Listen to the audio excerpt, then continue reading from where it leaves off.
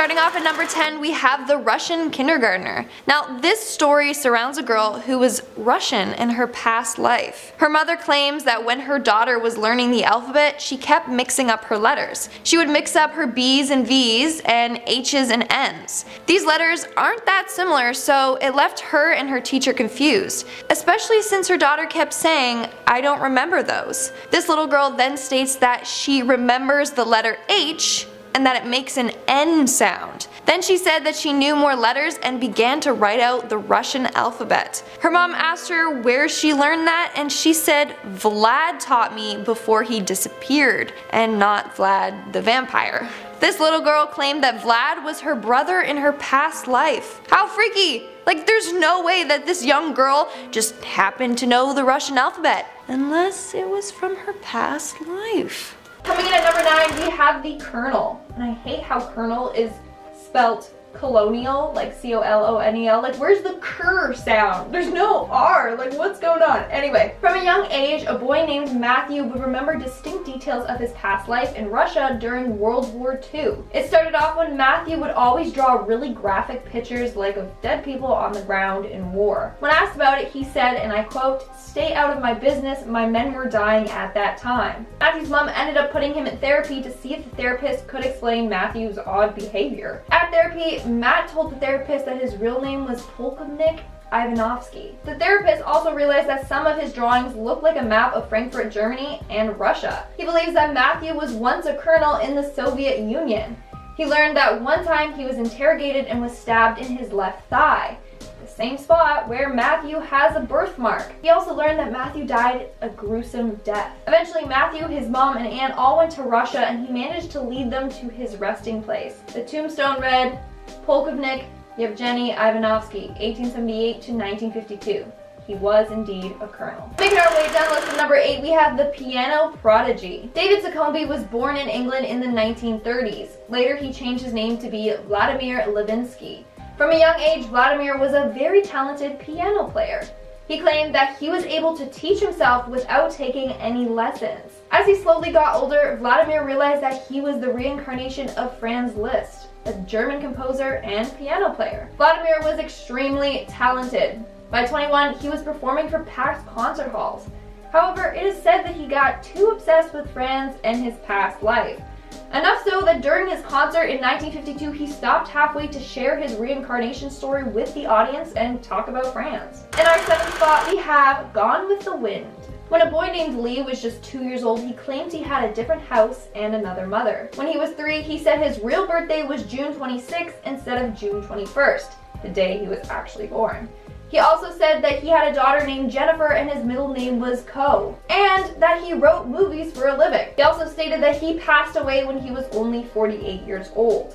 His parents began to use this information to try and see what movies he would claim that he wrote. His parents read out a list of older movies to Lee, and when they said Gone with the Wind, Lee became excited and said he wrote the screenplay for the film. Well, turns out the man that wrote the screenplay for Gone with the Wind was named Sidney Ko Howard, born on June 26th, passed away at the age of 48, and indeed had a daughter named Jennifer. All of their son's facts checked out. Hey, this kid should get on writing more screenplays. Who knows, maybe he'll once again become a well-known writer. Coming in at number 6, we have the reincarnated murder victim. In 1950, a woman named Karen Phil gave birth to a boy named Semi. She claims that before he was born, he was visited in her dreams by a man with a bloody face who said his name was Selim Fesley. Well, when her son was able to talk, he claimed that he was this man. He said that he lived in a nearby village and was murdered by his neighbor. When Semi was 4, he went to Fesley's old village and talked with his wife. He was able to recount his life with her together in great detail. Then his wife also said that he was shot by his neighbor, but the neighbor states that it was just a hunting accident. But Semi, being his supposed reincarnation, knew that he was killed because of an argument over his mule grazing in the neighbor's field. Over the years, Semi would go back to the village to visit his past wife and children. He also would throw rocks at his neighbor as revenge. But he never got any more violent than that, with fear that the neighbor would also be reincarnated and come back for him for revenge. Can you imagine just like a perpetual cycle of them being reincarnated to like continue getting revenge on each other? That'd be funny. family. We are now at our 5th and halfway mark with the bicyclist. Several years ago in Sri Lanka, a girl named Purnina Akanyaki was born. When she was young, she kept describing her past life. After visiting a temple 145 miles away from her home on a school trip, she claimed that she lived in the town across the river from the temple. She also claimed that in her past life, she was a male incest maker who died in a traffic accident. Her dad ended up traveling to that town and asked about an incest maker who passed away. That's when they found out that there was a man named Jinadasa. He was an incest maker and passed away after being hit by a bus while riding his bicycle. This little girl ended up going to Jinadasa's home and correctly identified his wife, daughter, and the school that he went to. Freakiest part? This girl was born with birthmarks along her lower ribs and chest. Well, autopsy reports of Jinadasa revealed he had several fractures and bruises in the identical spot. In our 4th spot, we have the Titanic. There are so many kids that remember being on the Titanic the day that it sunk. It's extremely sad, but also really interesting. 2 years after the Titanic sank, a little boy was born. He had a bunch of visions as a child, which led him to believe that he was on the Titanic when it sank. He said that he was on the ship with his family and was only 2 years old at the time of his death. When he got older, he began to remember more details, like staying in the 3rd class cabin. He also recalled his name was something AED. Upon looking at the Titanic passenger list, there was a boy named Alfred Peacock who was on the Titanic in the 3rd class cabin with his mom and sister. Moving on, in our 3rd spot, we have the grandson. This story was shared by a woman who lost her son at a young age. Eventually, she gave birth to another son who gave birth to her first grandchild. Since the day her grandson was born, she said that he looked nearly identical to her son that passed away. When the grandson got older, he would sometimes call his grandma Mom. When she corrected him, he was adamant that she was his mom. Then one day he pointed to a photo of this woman's deceased son and said, "That's me when I got bigger." Again, she corrected him and he said, "I was in 2 mama's tummies. You're my mom when I was bigger." Coming in at number 2, we have the Chicago fire. When Erica Ruhlman's son Luke was just 5 years old, he kept referring to toys and objects as Pam. He would always say that he remembers he was once a girl with black hair that wore the same earrings as his mom does. When his mom finally decided to ask who Pam was, Luke claimed that he was. He said, "Well, I used to be, but I died and I went up to heaven. Eventually, God pushed me back down, and when I woke up, I was a baby and you named me Luke." Luke also said that he used to live in Chicago where he would take the train a lot, and that he passed away in a fire. When talking about it, Luke made the motion indicating that Pam jumped out the window. After doing some research, Erica found that in March of 1993, the Paxton Hotel in Chicago had a fire. The freakiest part? A woman named Pam Robinson died after she jumped out the window trying to escape the fire. Coincidence?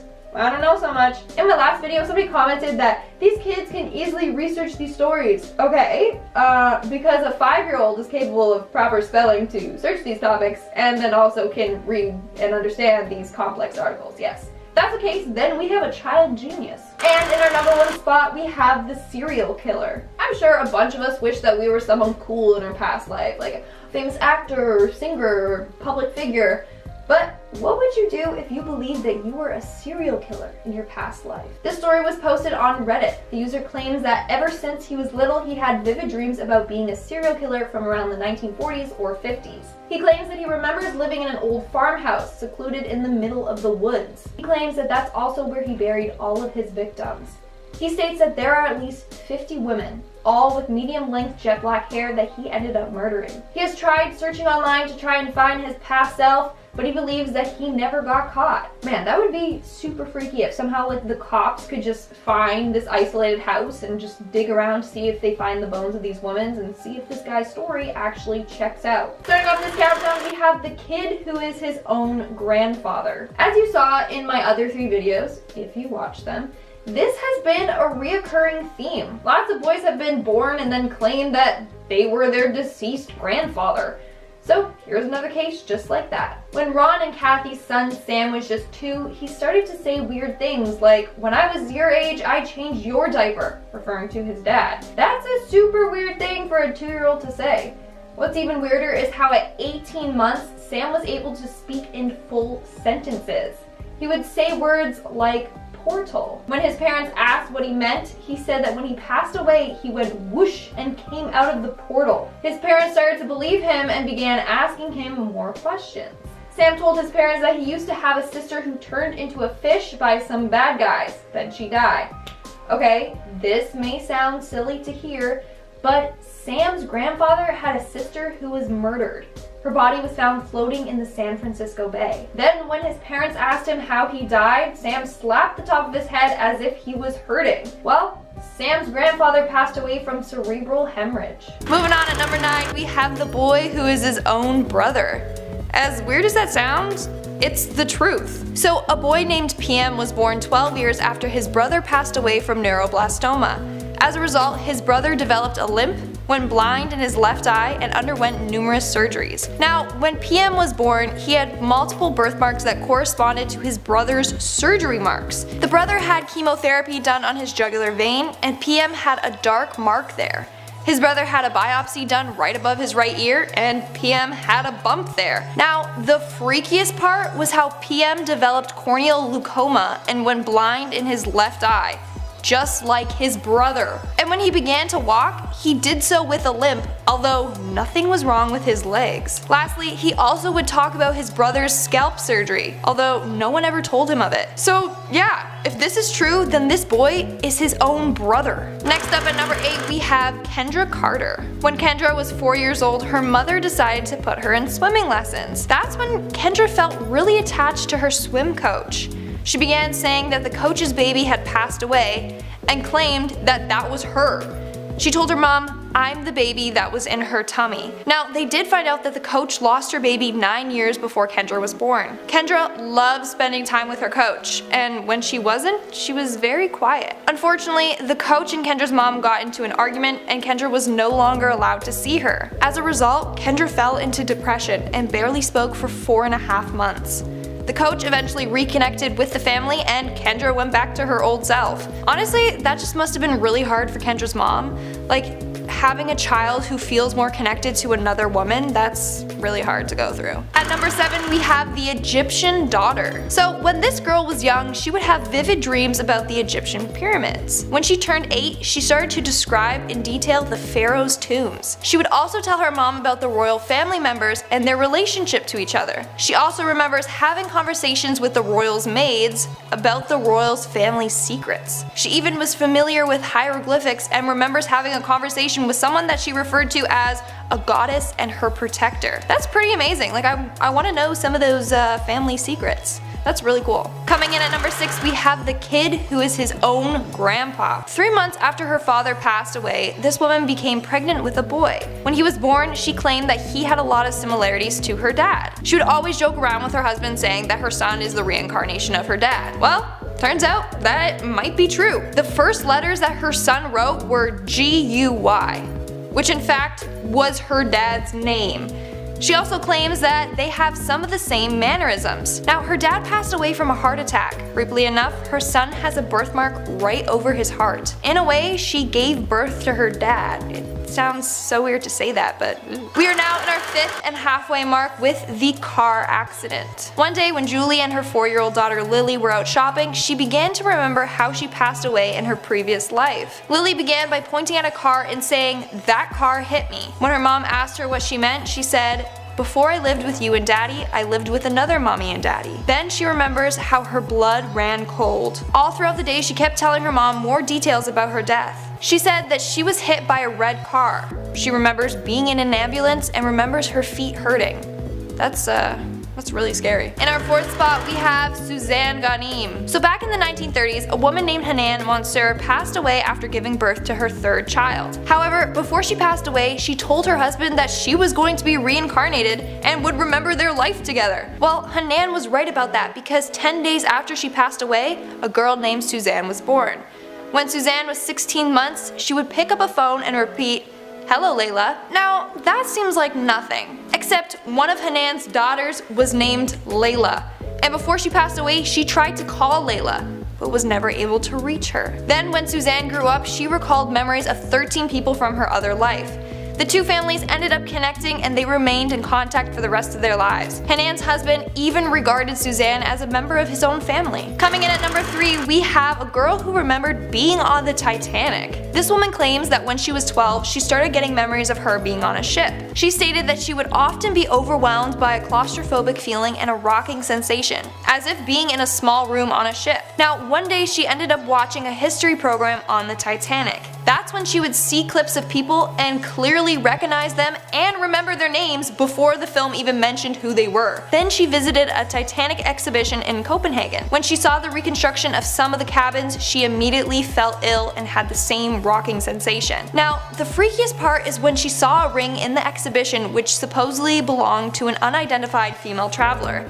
She immediately felt a connection to that ring and knew that it was her engagement ring. In our second spot, we have the reincarnation of Anne Frank. Yeah, that's right, this next young girl claims that she is the reincarnation of Anne Frank. So I'm sure we have all heard of the sad story of Anne Frank. Well, 9 years after she passed away, a girl named Barbo was born. Now, as soon as Barbo could speak, she said that she wasn't in her real home and stated that her parents were not her real parents. She also would have nightmares of men breaking through her attic door. When Barbo discovered who Anne Frank was, she realized that they shared a lot of the same memories. When she was 10 years old, she visited Amsterdam and took her parents to Anne Frank's house with no directions or help. When in the house, she knew the entire layout of it and took her parents to the attic. Now, sadly, Barbo struggled a lot during her childhood to get past all the fears that she had from her past memories. And in our number 1 spot, we have the Hollywood star. Now, this next kid remembers being an actor from Hollywood. How cool is that? So this little boy's name is Ryan, and when he was 5 years old, that's when he started claiming that he was someone else. He claimed that his real home was Hollywood and he missed dancing in Broadway productions. He also remembers meeting some stars like Rita Hayworth and remembers an agency where people would frequently change their names. Now, how on earth does a little 5-year-old know so much about the industry? He also said he used to live on a street with the word rock in its name. Now, his mother Cindy was so shocked at how much information Ryan knew,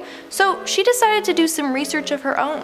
She found a photo while researching Hollywood stars, and Ryan pointed to a man and said, "That's him." The man's name was Marty Martin. He was a movie extra in the film Night After Night, as well as a Hollywood agent. Now, all of Ryan's claims checked out.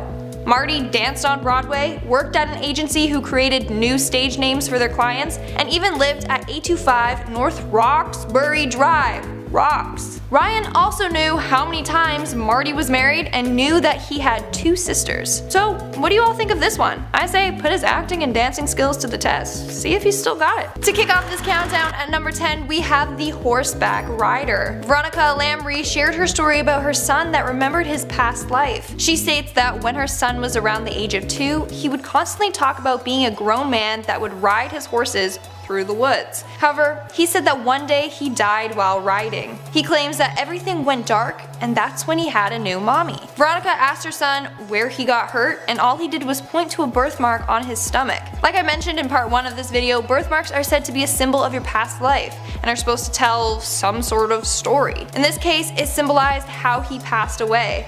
His mom believes that he fell off his horse and landed on something sharp and punctured his stomach. Do any of you guys have any noteworthy birthmarks? Let me know in the comments below. At number 9, we have the daughter who just wants to go home. This mother claims that when her daughter was young, she kept begging her mom to take her home. When she asked where her home was, she said that she used to live near the water with her other family. That was until one day she passed away. She would even draw pictures of her past home and retell memories of her watching the waves. She also refers to her mom as Pa and wants to go back home to her other mahi. Moving on to number 8, we have The Boy and the Scottish Pub. Just like the title suggests, this story takes place in a pub in Scotland. When a 4-year-old and his family stopped at a pub in a small village in Cairngorms, the little boy recognized the pub immediately and said, "My favorite place." The boy was able to direct his dad to the bathroom in the pub, which was said to be hidden behind a wall and not even labeled. Then the little boy kept saying how much he loved this pub and sitting beside the fire. But there was no fireplace, but the boy insisted that there used to be one against a certain wall. Then he continued to talk about more details of the pub and about the owner and his friend Fred. Bar staff then said that his claims were correct. Fred was the owner there but passed away 10 years ago. Okay, wow. Either this kid has been sneaking out and partying it up at this pub, or he truly did go there in his past life. Moving on to number 7, we have the boy who is his own grandfather. Yeah, you heard me correctly. This boy claims to be the reincarnation of his grandfather. A year before Gus Taylor was born, his grandfather had passed away. However, when the baby was 18 months, he started referring to himself as his own grandfather, Grandpa Augie. When he was 4, he could point out his grandpa in photographs despite never even seeing him before. Gus would also talk about his sister. Now, the grandfather's sister had been murdered and they always kept that from Gus, but somehow he already knew this detail and would continuously talk about his past sister. Creepy. And also super confusing. So the grandfather was the dad to Gus's mom, but his mom gave birth to her dad, the grandfather? That's so weird.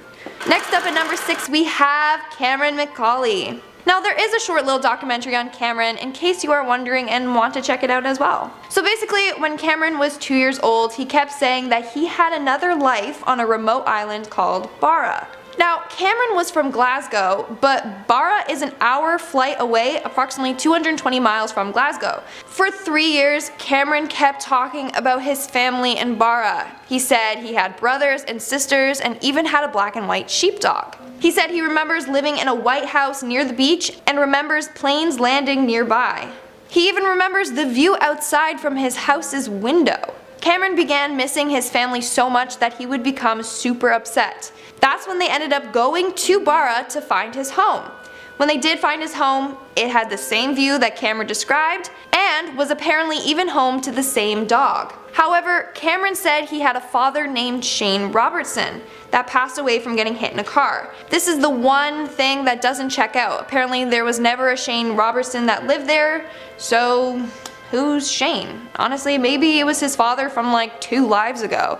Who even knows? We are now at our halfway mark with Shanti Devi. Shanti Devi was born in 1926 in India. When she was 4 years old, she started making claims about her real name, her other family, and her past life. Apparently, she told her parents that she lived 145 kilometers away in a place called Mathura with her husband Kedar Nath. She also said that she died after giving birth to her child. Apparently, she even had the same talking habits as someone from Mathura. Her family eventually took her to the other village and found the man she claimed to be her husband by the name of Kedar Nath. Kedar then told them that he did lose his wife 9 years ago, 10 days after delivering their son. Now, Kedar was skeptical of this girl's claims, so when he went to go meet Shanti, he pretended to just be his brother. But Shanti instantly recognized him as her husband from her past life. Next on my list at number 4 we have James LEININGER. Born in 1998, when James was 2, he claimed to be a lieutenant and passed away when his plane was shot down. Now, just like any other parent would do, they just brushed it aside, saying that he had a wild imagination. But then he kept describing accurate information. When they researched into this plane crash, they found that there was an American pilot named Lieutenant James Houston Jr. who passed away in 1945 towards the end of World War II. First off, what are the odds that he gets reincarnated and his parents literally picked the same name? Now, the boy continued to talk about his ship, the Natoma, which was also true. He would also have reoccurring nightmares about an airplane crash. His parents then met Lieutenant James's crew, who are all old by now, but they confirmed the details that James mentioned, saying that they were all accurate and only the lieutenant and the crew could have known some of the details. Coming in at number 3 we have Edward Austrian. Edward Austrian was 4 years old when he claimed that he was a soldier from World War I. He kept saying that he passed away after taking a bullet to the throat. In fact, Edward continuously would get sore throats and would say that his shot wound was hurting. Doctors couldn't even explain why he was constantly getting these sore throats, and in fact he even developed a cyst in his throat at one point. Eventually the cyst mysteriously went away on its own after Edward started talking more about his past life. He claims that he was a soldier named James that was 18 years old. He has vivid memories from his past life that he would share with his family. One day he said, and I quote, "We were walking along through the mud. It was damp, it was cold. My rifle is heavy. I remember looking out and seeing trees, and then there was desolation. I heard a shot come from behind. It went through someone else, hit me square in the back of the neck, and I felt my throat fill with blood. There's no way a 4-year-old could have made up those details, especially since his parents claim that they've never let him watch any soldier or war-related movies or shows. Next up at number 2, we have the boy from Thailand. Chennai was 3 years old when he started having memories of his past life. This 3-year-old boy remembers being a teacher named Bua Kai. He talked about his previous family, wife, and children. He said that he passed away after being shot in the head while walking to school. What's freaky is that this boy has 2 birthmarks on his face. One on the back of his head and one above his left eye. Those are the exact spots where the bullet entered and exited Bua Kai's head. Now, people believe that birthmarks tell some sort of story from our past lives. In this case, it symbolizes how he was killed in his past. Now, Bua Kai was a real person that passed away about 5 years before Chennai was born. Coming in at number 1, we have the boy who solved his own murder. When a boy in Syria Golan Heights was 3, he began saying that he had been murdered in his past life. The boy said that he was killed by getting an axe to his head. This boy even had a long red birthmark on his head. In this boy's case, the birthmark also showed the way that he passed away. Now, it turns out that this boy's story checked out. They took him to the village that he said he once lived in, and even showed his family where his body was buried. When they unearthed his body, they found a boy's skeleton with an axe wound in the skeleton's skull. Like, there's no way that a kid could have just known where a body was buried by coincidence. But it doesn't stop there. The kid also remembered who the killer was and his full name. They then confronted him and he eventually admitted to the crime.